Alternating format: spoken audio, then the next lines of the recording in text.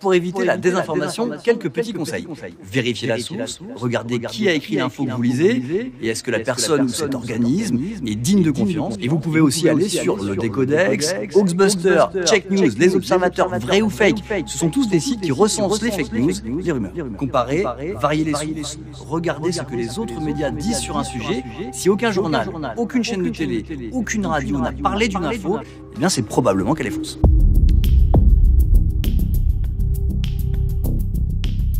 Il existe dans la franc-maçonnerie deux faces, dont l'une ignore l'existence de l'autre, une face occulte contemplant la face ignorante. Ce qui peut être traduit par « les gentils ne connaissent pas les méchants, mais les méchants connaissent les gentils ». Le franc-maçon Manly P. Hall a parfaitement décrit ceci en ces termes. La franc-maçonnerie est une fraternité cachée dans une autre fraternité, une organisation visible cachant une fraternité invisible des élus. Cette particularité de la franc-maçonnerie, qu'est ce fonctionnement hiérarchique cloisonnant les adeptes dans diverses strates imperméables, est comparable au fonctionnement d'un système interne de troubles dissociatifs de l'identité. En effet, il existe dans le TDI un cas de figure où les personnalités altères ne sont pas mutuellement conscientes les unes des autres et où l'amnésie ne fonctionne que dans un seul sens. C'est-à-dire que la personnalité altère dite méchante, Mr. Hyde, a parfaitement connaissance de l'existence de la personnalité altère dite gentille, Dr. Jekyll, tandis que celle-ci est totalement amnésique concernant les faits et gestes de la première. La personnalité altère gentille est la façade publique, visible et bienveillante, le sommet éclairé à la lumière profane d'un iceberg contenant tout un monde intérieur, occulte et invisible. C'est un schéma qui est totalement transposable à la franc-maçonnerie et à son organisation hiérarchique et sélective très particulière, où, paradoxalement, le sommet de la pyramide, éclairé ou illuminé, est l'aspect le plus occulte et invisible, dont l'accès est restreint à une minorité de hauts initiés, les illuminés.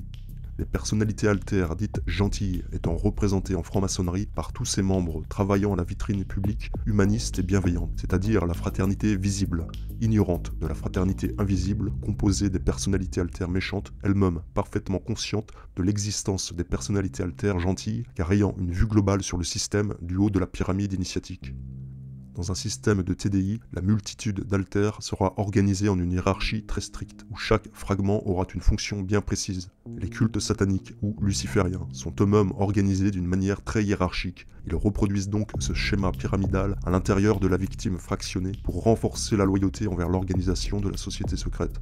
Les altères les plus élevés dans cette hiérarchie intérieure seront ceux qui ont reçu les pires sévices et qui auront été forcés à pratiquer eux-mêmes les pires atrocités. Ces altères sont les plus obscurs et les plus profonds du système, ceux qui sont liés à l'occultisme le plus noir. Ce sont les personnalités altères dites méchantes, alias les initiés des plus hauts degrés pratiquant la haute sorcellerie. La thérapeute américaine L.A.P. Lacter affirme que dans un système de TDI programmé, il est généralement mis en place une structure fondamentale qui sépare le système des personnalités altères en deux parties. Le côté hôte, qui n'aura pas conscience de l'existence du système TDI, puis de l'autre côté, le groupe des altères les plus profonds, liés à l'occultisme, qui eux auront conscience de l'existence de ces personnalités de surface et qui pourront même les contrôler. Ce sont les deux faces d'une même pièce, la fraternité visible, ignorante du schéma maçonnique global, versus la fraternité invisible, parfaitement consciente de chaque membre et de son statut au sein du système, et pouvant effectivement contrôler et diriger les idiots utiles de surface.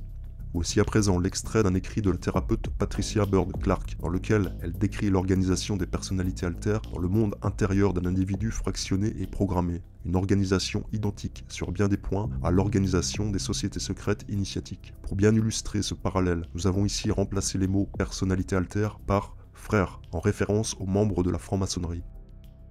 Le niveau supérieur de la structure est appelé le niveau public. C'est là où les frères effectuant les tâches de la vie quotidienne sont logés. Ce sont ceux qui vont gérer la vie de famille, etc. Ce sont ceux qui communiquent avec le monde extérieur. Ces frères ignorent généralement l'existence des autres frères plus profonds, jusqu'à ce que ceux-ci se révèlent un jour par une aide extérieure. Ces frères publics ne savent rien sur les frères des niveaux inférieurs, ni même qu'une structure complexe à plusieurs niveaux puisse exister.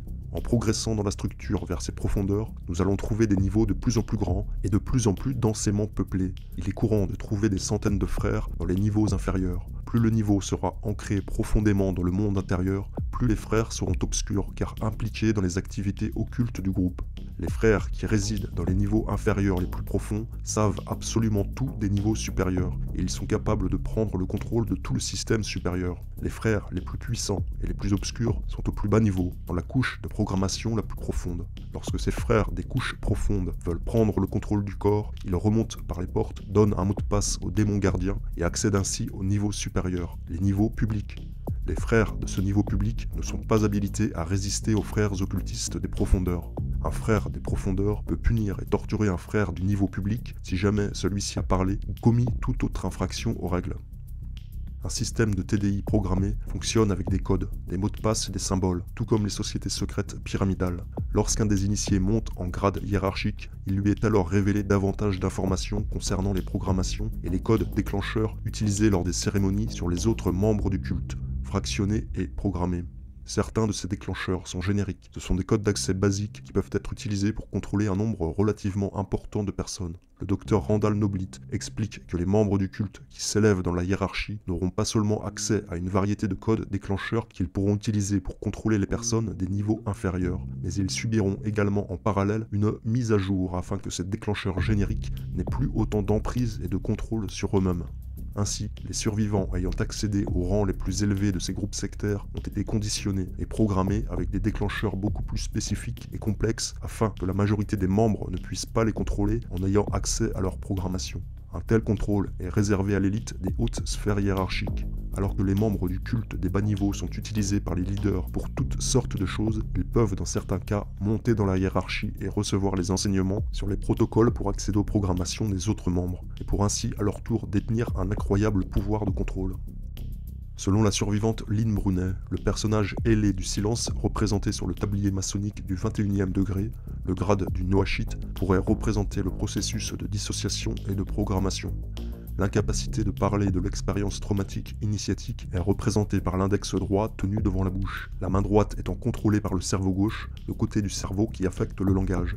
Les traumatismes sévères peuvent en effet provoquer une fermeture de l'aire de Broca, la zone de l'hémisphère gauche du cerveau qui permet de transmettre verbalement une expérience, littéralement de mettre des mots sur le traumatisme vécu.